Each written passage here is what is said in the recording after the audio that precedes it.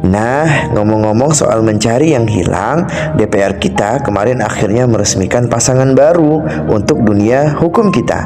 Ya, setelah 44 tahun setia menemani, KUHP yang lama akhirnya dipensiunkan dan diganti dengan KUHP yang baru.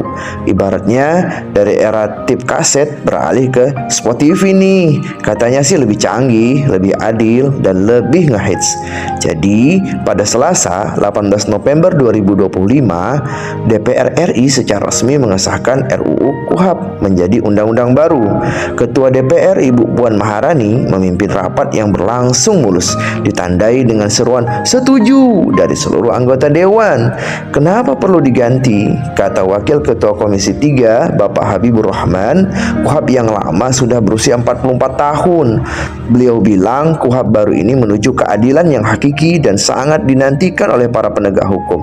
Kita semua berharap sih dengan KUHP baru ini penegakan hukum di Indonesia jadi lebih baik, mekanismenya lebih jelas, akuntabilitasnya aparat lebih kuat, dan masyarakat dapat kepastian hukum. Jangan sampai nanti proses hukumnya malah kayak sinetron, episodenya panjang-panjang, alur ceritanya muter-muter, tapi endingnya nggak jelas. Atau kayak cari barang di online shop, dikiranya cepat sampai, ternyata prosesnya berbelit-belit. Ngomong-ngomong soal sistem hukum yang ideal, jadi teringat nih seorang pemikir dan cendekiawan muslim, yaitu Syekh Taqiyuddin An-Nabhani.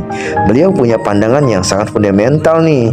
Dalam kitabnya Nizamul Uqubat atau sistem sanksi dalam Islam, beliau menyatakan bahwa sumber hukum yang paling hakiki harus berasal dari Sang Pencipta, yaitu Allah Subhanahu wa Ta'ala, melalui Al-Quran dan As-Sunnah. Bagi beliau, hukum manusia itu rentan sekali berubah-ubah, dipengaruhi kepentingan dan bisa berbeda dari waktu ke waktu.